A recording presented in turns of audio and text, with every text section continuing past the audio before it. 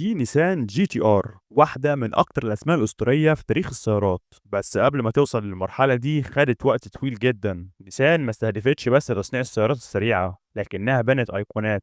النسخة الأصلية كانت السكاي لاين 2000 جي تي ار، بس أكتر نسخة لفتت الانتباه الار 32، ودي اللي خدت لقب جودزيلا، وده لأنها كانت بتهزم أي سيارة تيجي قدامها على الحلبة. ده غير كمان إن الار 33 جت وكملت الطريق، وكمان الار 34 اللي جت كملت الطريق أكتر وأكتر، وبقت سيارة الأحلام لكل الشباب. والجيل ده انتهى بالار 35، عشان كده النهارده عندنا تعديل الجي تي ار 35. طبعا اسم السكاي لاين بقى منفصل عن الجي تي ار، ولكن الفلسفه لسه زي ما هي موجوده. محرك عملاق في 6 بتوين تيربو مع دفع رباعي. العربية دي دمرت عربيات كتير جدا، ولكن العربية دي عايزة شوية تعديلات. قبل ما نبدأ الفيديو ادعمنا وانزل اعمل لايك واشترك في القناة لو أول مرة تشوفنا، وفعل الجرس عشان تشوف الفيديوهات الجديدة أول بأول. ويلا بينا نبدأ. الفيديو ده من فريق سروتل، وده فريق متخصص في تعديل السيارات.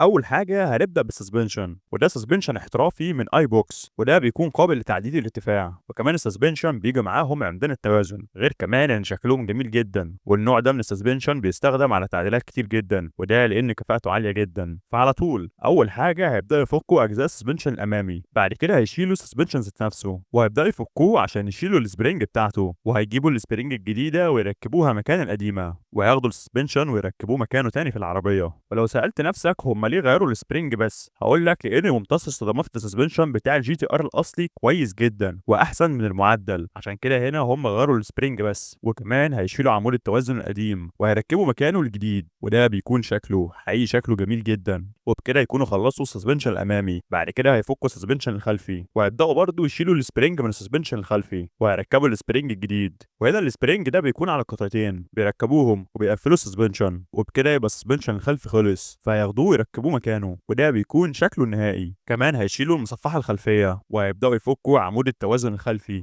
وهيجيبوا عمود التوازن الجديد للمعدل وهيركبوه مكان القديم، وده بيكون شكله، وهيرجعوا المصفحه تاني مكانها. ندخل بقى على الرادياتير ومبردات الزيت. اول حاجه هيفكوا القطعه اللي بتكون فوق مبرد الزيت، بعد كده هيفكوا مبرد الزيت القديم وهيجيبوا مبرد الزيت الجديد. ومبرد الزيت الجديد ده بيكون اكبر من القديم، وده عشان يبرد اكتر، وده لان تبريد الزيت هنا مهم جدا، وده لان الزيت هنا بيكون مشترك ما بين المحرك والتربوهات، عشان كده لازم يكون عند درجه حراره كويسه. بعد كده هيرجع يركب القطعه الفكاه تاني. فبعد كده هيبدا يشيل جزء الانتيك اللي بيكون فيه ممرات الهواء، ودي اللي بتساعد على تمرير الهواء للرادياتير والمبردات.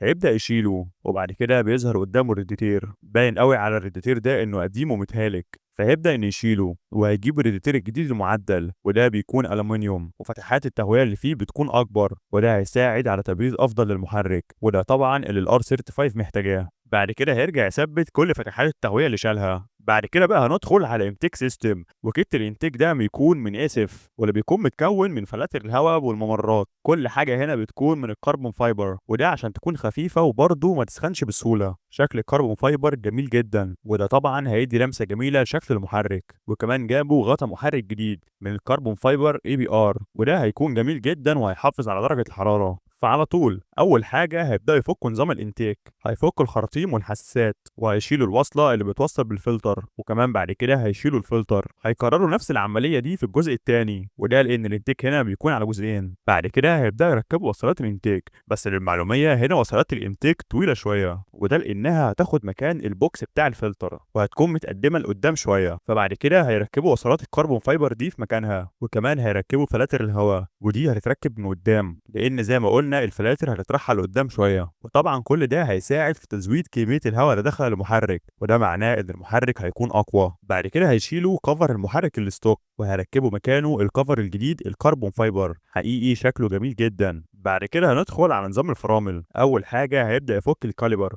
بعد كده هيفك ديسك البريك، وهيكرر نفس العمليه دي في الجهه الثانيه، وبكده يبقى شال كل الكاليبرز اللي كانت في الفرامل. بعد كده هيبدا يفكهم كلهم، هيشيل التيل ويفك كل حاجه، وكمان هيشيل اللون اللي كان موجود على الكاليبر. بعد كده هيبدا يديهم طبقه برايمر، وده عشان يمنع الصدى والشحوم، وبعد ما الطبقه دي تجف هيدهنهم باللون الاحمر، وده بيكون شكل البريك النهائي طبعا مع اللوجو بتاعهم، حقيقي شكلهم جميل جدا. كمان بيكونوا جابوا طنابير جديده، ودي من اي بي سي، والديسكات دي القطع اللي بتتمسك منها مصنوعه من الومنيوم، وده هيخفف وزن كبير جدا، خصوصا ان القطعه دي دواره. وكمان بيكونوا جابوا تيل جديد برضه من اي بي سي، وطبعا كل ده هيعلي الفرامل بتاع السياره. فعلى طول هيبدأوا تجميع. أول حاجة هياخدوا الطنابير ويركبوها، وهيركبوا فوقهم الكاليبر وهيثبتوه مكانه بالمسامير. بعد كده هيسقطوا التيل مكانه، وهيكرروا نفس العملية دي في الأربع عجلات. وده بيكون شكل الفرامل النهائي، حقيقي شكله جميل جدا. ندخل بقى على الجزء الأمامي من السيارة. أول حاجة هيفكوا المصابيح الأمامية، وهيركبوا المصابيح الجديدة المعدلة. والمصابيح دي فيها تنعيم، والضوء العالي بتاعها أوضح، وكمان فيها دي ال على شكل عين. فبيركبها، وبعد ما بيركبهم بيبدأ إنه يلمعهم. ده بيكون شكل المصابيح قبل التلميع، وده بيكون شكلهم بعد التلميع. حقيقي في فرق كبير جدا. ندخل بقى على شنطة السيارة الخلفية. أول حاجة هيشيلوا فرش الشنطة. بعد كده هيفك الاكسدام الخلفي، وهنا بيكون عندنا مصابيح خلفية جديدة معدلة. بجد شكلهم جميل جدا من غير كلام كتير، لان انا متحمس اشوف شكلهم.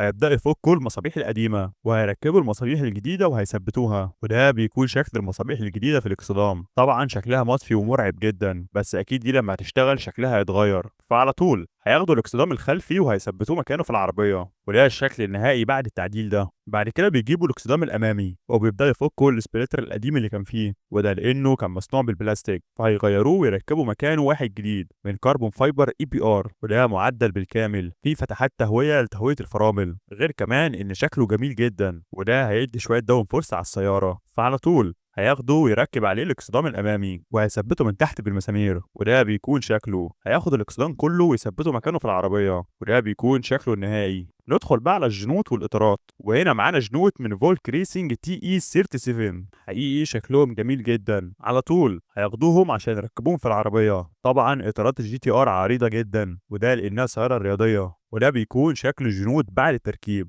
بعد كده معانا رفارف جانبيه اي بي ار كربون فايبر، ودي هتضيف لمسه جميله جدا. فعلى طول هياخدوهم ويركبوهم في جوانب السياره. بعد كده هيبداوا يمسحوا العربيه كلها ويلمعوها، وده لان لونها اسود، وهم اصلا هيسيبوا لونها زي ما هو باللون الاسود. اللون الاسود شكله جميل جدا، وده بيكون شكل السياره بعد التلميع. لحد دلوقتي كل التعديلات اللي اتعملت جميله، شكل العربيه بقى اجمل. دلوقتي بقى جه وقت اننا ندخل داخل الار 35، لان دلوقتي معانا مجموعه جديده من شاشات للسياره. السياره في الاساس بيكون عليها شاشه واحده كبيره ستوك، لكن المجموعه دي مقسومه لشاشتين، ودي بتقدم خيارات كتير جدا. فعلى طول اول حاجه هيدخلوا جوه السياره وهيشيلوا الشاشه القديمه وهيركبوا مكانها الشاشات الجديده، وهيبداوا يثبتوا كل القطع اللي شالوها. فبعد كده بيجرب الشاشات الجديده ويلاقي ان كل حاجه شغاله. كمان الشاشه التانيه اللي اتضافت فوق دي بتقدم معلومات تكنيكال زي البوست ودرجه حراره الزيت وغيرها، وطبعا كل الحاجات دي كويسه. بعد كده بقى معانا ستيرنج ويل جديده معموله بالكامل من الكربون فايبر وكمان الجلود. حقيقي شكلها جميل جدا. وكمان الشيفترز معموله من الكربون فايبر، وكمان عصايه الشيفترز اوتوماتيك من الكربون فايبر. حرفيا كل حاجه في السياره هنا بقت من الكربون فايبر. فعلى طول اول حاجه هيبدا يفك كل الاجزاء اللي موجوده في الستيرنج ويل. بعد كده هيشيل الستيرنج ويل وهيبدا انه يضيف كل الاجزاء اللي كانت موجوده في الستيرنج ويل القديمه، هيحطها في الستيرنج ويل الجديده. وكمان هيركب الشيفترز الكربون فايبر، وهيعيد تركيب الستيرنج ويل الجديده اللي معموله من الكربون فايبر والجلود، وهيركب الوساده الهوائيه فوقها. وكمان هيركب عصايه الشيفترز الكربون فايبر، وده بيكون شكل الستيرنج ويل الجديد. وبكده تكون مهمه تعديل الجي تي ار 35 خلصت. فعلى طول هيشغل العربيه.